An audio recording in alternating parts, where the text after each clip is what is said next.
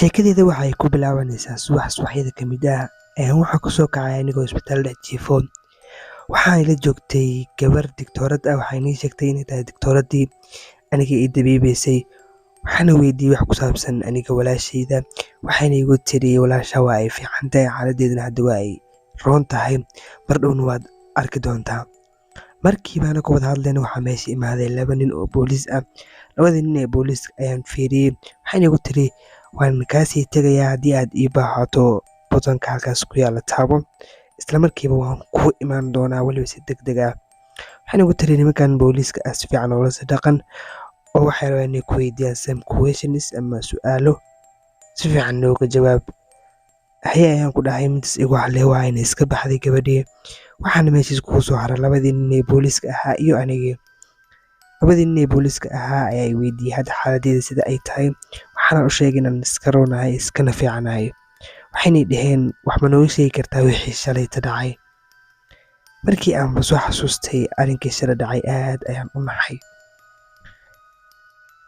subaxdii ayaa aniga iyo walaashayda iga yar aan soo wada baxnay, waxaana soo aadnay dhankaas iyo duurka ama kaynta. waxaana ahayn mid labadeennaba ku faraxsan soo aadistaas, waxayna ahayd midii noogu horreysay labadeennuba, balse meeshan waan kala naqaanay, waan kala fahansanayn maadaama si fiican aan uga daawanay youtube-ka. waxaan bilownay inaan meelahaas sawirano, annagina aan is-sawirano si aan meeshan xasuus uga reebano labadeennaba.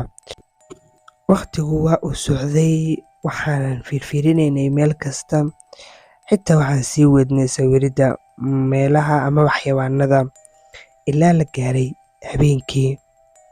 markii habeenkii la gaaray ayaan go'aansanay labadeennaba inaan tindho meesha ka dhisano. waxaana doonanay geeda aan ku karsano hilib yar oo aan wadanay markaas, balse hal mar ayaan geeska maqalnay qajaf. anigii ayaan nalka daartay, waxaana ku ifiyey meeshii ay qajafta ka yeertay. waxaana meesha taagnaa nin amaba qof u ekaanin aan qabin funaanad, madaxiisuna uu hoos u raaracay.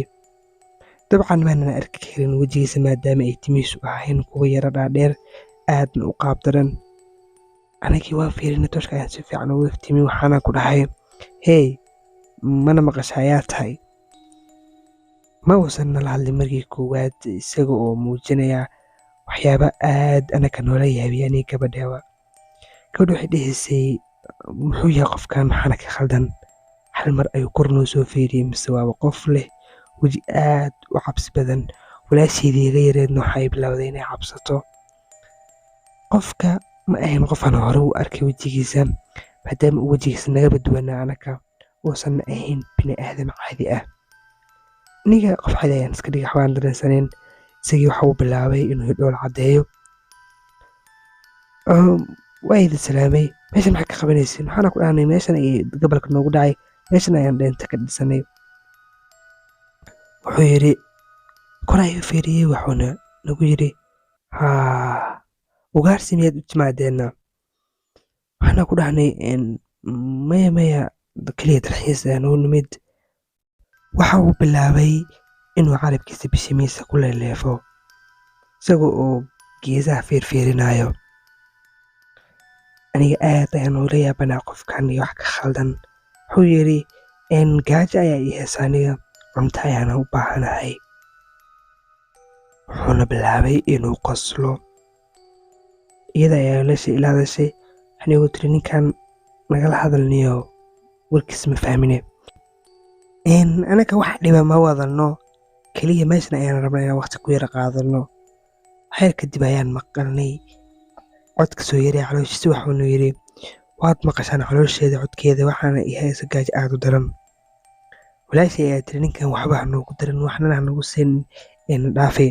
sug ayaan dhahay, aniga ayaa ninkan la hadlaayo. waxaana ku yidhi ka waran haddii aad anaga nala cunto, maadaama aan haysan wax yaroo cuntaa. walaashay ayaa tiri uradi maxaa kaa khaldaniyo, ninkan waxaa noogu dara soo kuma dhihi. maya sug ayaan dhahay, isdaji, caadi waaye. ninkii ayaana soo raacay, wuxuu noo soo raacay dhankii aan cuntada ku haysanay. dabkii ayaan shidanay, waxaana ku karsanaynay hilibkii aan haysanay. labadeennuba waxaan la yaabanay ninkan qaybkiisa maadaama uu aad ugu mashquulsanaa cirka. indhihiisa waxaad moodaa inaysanba ka leexanaynin inuu fiiriyo cirka.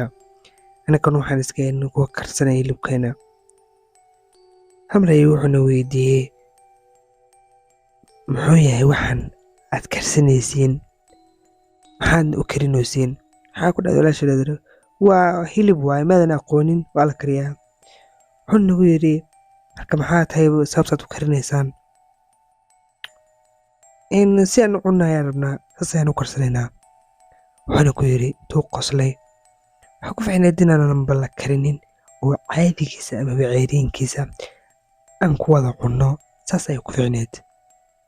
labadeenniba naxdin ayaa noo bilaabatay, aad ayaana u gariirinay labadeennuba. cuntadii ayaanoo dhammaatay karitaankeeda, waxaana siinay qaybtiisa amaba qaybtii aan ugu talagalnay isaga. marka hore wuxuu bilaabay inuu iska uriyo, kadibna uu afka geliyo. markii uu wax yaryar calaanjiyey ayuu ku tuuray, wuxuuna bilaabay inuu dhaqan kale ama qaab kale la soo baxo. dhuunta ayuu qabsaday, wuxuuna bilaabay inuu mantago, weliba si aad ah, weliba si la yaab leh. mana uusan cunin wax uu ku mantago oo badan. cuntag aan la yaabna sida uu mantagaayo, wuxuuna ku hayay wuu soo bixi rabaa.